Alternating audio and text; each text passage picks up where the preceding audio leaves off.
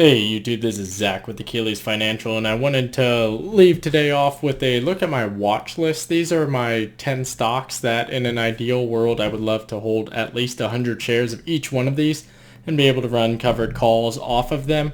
This particular stock portfolio does have a lot of long-term growth potential, which is why I say in an ideal world. I also like to track these stocks because I do consider myself to be more familiar with them, and I can look at these on a daily basis, and it's pretty well diversified.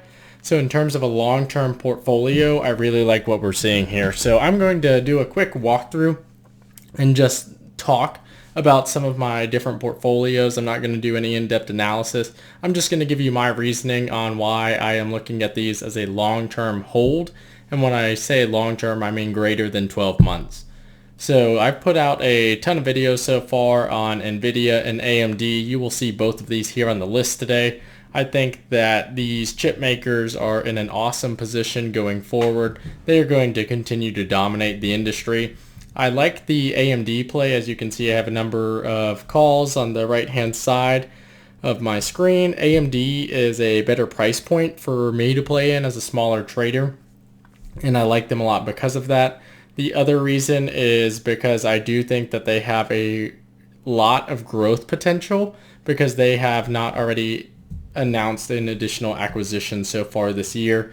And to compete in this world, you've got to be innovative and acquisitive.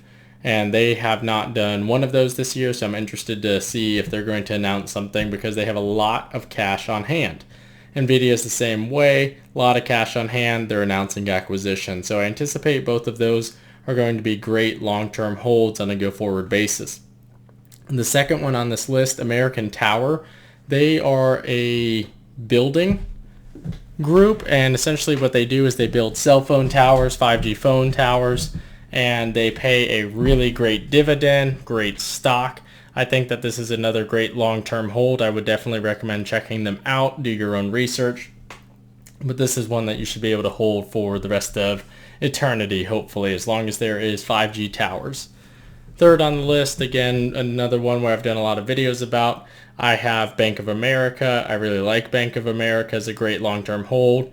They're not going anywhere, great cash supply, a lot of liquidity, a lot of additional capital, and that safe dividend. I like that as well. Again, I've had 100 shares of them multiple times in the past. I'd like to get back to that point just because there's a lot you can do with Bank of America. Carnival is more of a speculative play.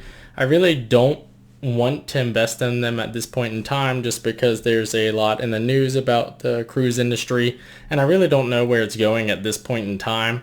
I'm willing to pay a higher price right now to be able to buy Carnival at a price that I think is a lot more representative of, hey, this is a safe company, and I don't think the cruise industry is going to be there at this point in time.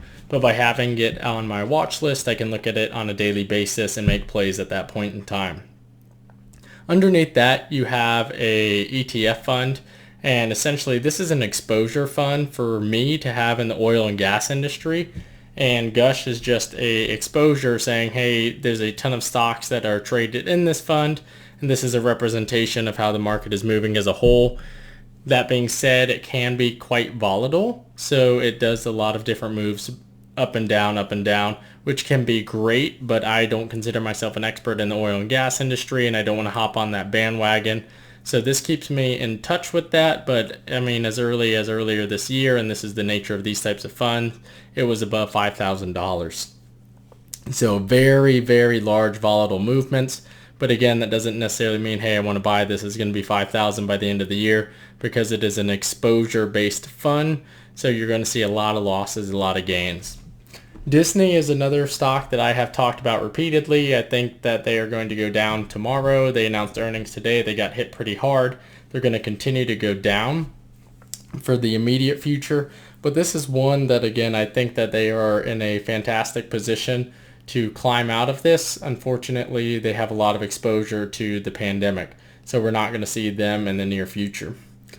You also see on here the Vanguard S&P 500 ETF. This is my personal favorite ETF as opposed to like a SPY because I like the way that Vanguard does their management and this is a good all-encompassing, this is everything going on.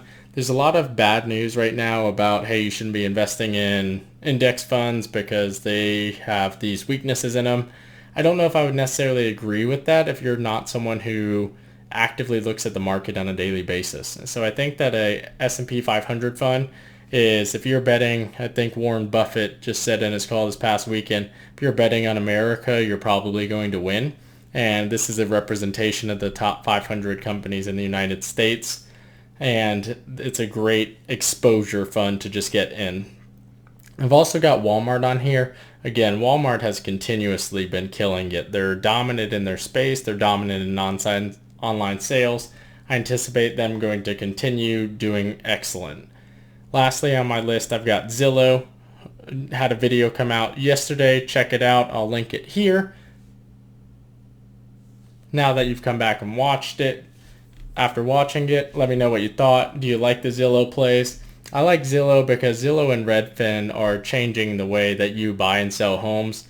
I personally think that in 3 to 5 years, you'll be able to buy and sell real estate as easily as we can buy and sell stocks, just depending on the value of real estate at that time and how transactional they can make it. But there is a lot of moves going on with Zillow, and I really like that industry. As you can see, just the list that I have here, I have software, I have hardware, I have real estate, I have financial services, I have oil, and then I have 2 index funds. So there's a lot of different exposure here, and I really like that approach because there's just so much movement. And what I like to do, if we look at the Vanguard fund right here, over the past 3 months, there's been a lot of movement, and all the companies we just went through have reacted differently.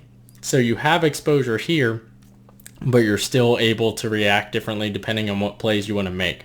So by being able to purchase into a lot of these bigger funds, you're able to get covered calls, which is additional income.